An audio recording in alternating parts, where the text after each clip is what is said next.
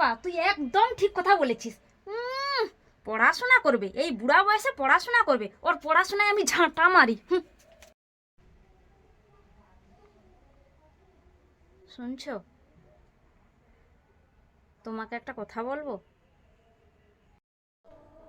কি বলবে বলো?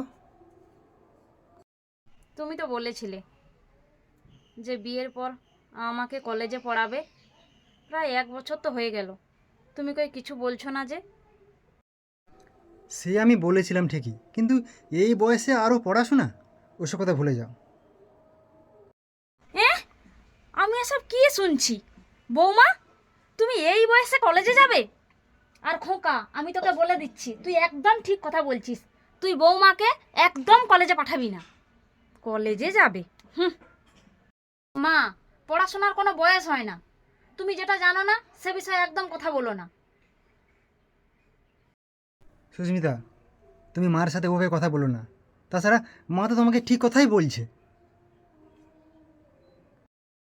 কেন? আমি কি কোনো ভুল কথা বলেছি নাকি? আর আমি কি মাকে অপমান করেছি নাকি? আমি তো যেটা ঠিক সেটাই বলেছি। বৌমা, তুমি আমার সাথে একদম ওইভাবে কথা বলবে না বলে দিচ্ছি। একদম ওইভাবে কথা বলবে না। পাড়ায় তোমার মান সম্মান না থাকতে পারে, আমাদের মান সম্মান আছে। তুমি কলেজে গেলে লোকে কি বলবে? তাছাড়া তুমি কলেজে যাবে কি করে? তুমি বাচ্চা সামলাবে, বাচ্চাকে স্কুল দিতে যাবে, আর কলেজে যাবে কি করে? কখন তুমি কলেজে যাবে? বাড়ির কাজকর্ম সব কে করবে? বলো, কে করবে? বেশি কথা না বাড়িয়ে চলে যাও, দুপুর হয়ে গেছে, রান্না বসিয়ে দাও, যাও। তোমার ছেলে তো আমাকে প্রতিশ্রুতি দিয়েছিল যে বিয়ের পর আমাকে পড়াশোনা করাবে, কলেজে ভর্তি করাবে। তাহলে এখন না বলছে কেন? কারণ বাড়ির বউ পড়াশোনা করুক, এটা আমি চাই না। তাছাড়া এই বয়সে তুমি বাড়ির বউ হয়ে কলেজে যাবে? কলেজে? হুম, চারিদিকে যা সব ঘটনা ঘটছে, আমি তোমাকে কলেজে পাঠাবো না? কলেজেই যাবে, পড়াশোনা করবে। খোকা, তুই একদম ঠিক কথা বলেছিস। পড়াশোনা করবে, এই বুড়া বয়সে পড়াশোনা করবে, ওর পড়াশোনায় আমি ঝাঁটা মারি। তোমরা যতই যা বলো, আমি আমার লক্ষ্য থেকে কখনো পিছিয়ে পড়বো না। আমি আমার লক্ষ্য পূরণ করবই করব।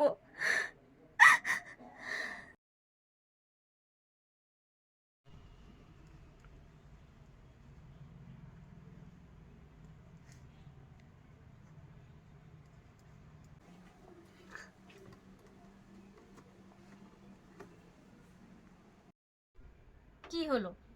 তুমি ওইভাবে হাঁ করে তাকিয়ে আছো কেন? আমি সমস্ত বাড়ির কাজ করে পড়তে বসেছি। তোমরা তো আর বলতে পারবে না যে আমি বাড়ির কাজ ছেড়ে আমি পড়তে বসেছি।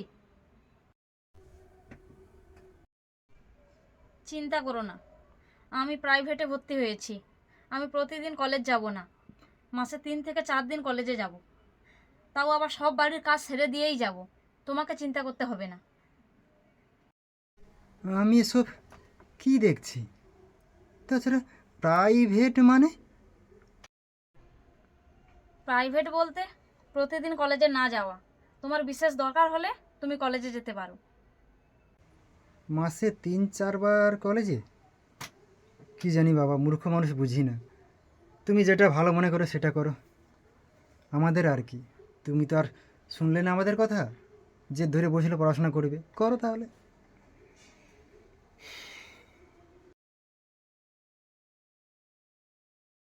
তুই যাই বল খোকা, এতদিন আমরা বৌমাকে বৃথাই বকাবকি করতাম রে। একদম ঠিক কথাই বলেছো তুমি। তোমার বৌমার জন্য আজ আমার সত্যি গর্ব হয়। জানো মা, আমি যখন মাঠে কাজে যাই তখন সবাই আমাকে বলে, সত্যি অনেক ভাগ্য করে তুই একটা বউ পেয়েছিস। আমার খুব ভালো লাগে এখন। সত্যি তোমার বৌমা অনেক ভালো, অনেক। আমরা আগে ওকে চিনতে পারিনি, বুঝতে পারিনি। তুই একদম ঠিক বলেছিস খোকা।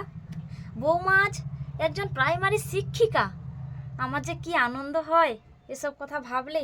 খুব খুব গর্ববোধ করি রে বাবা, খুব গর্ববোধ করি।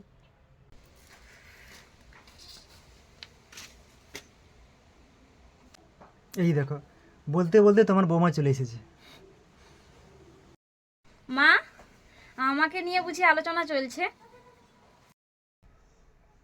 হ্যাঁ রে মা, এই তোর কথা একটু আলোচনা করছিলাম। মা, আমি অনেক দিন ধরে একটা কথা ভেবে রেখেছি।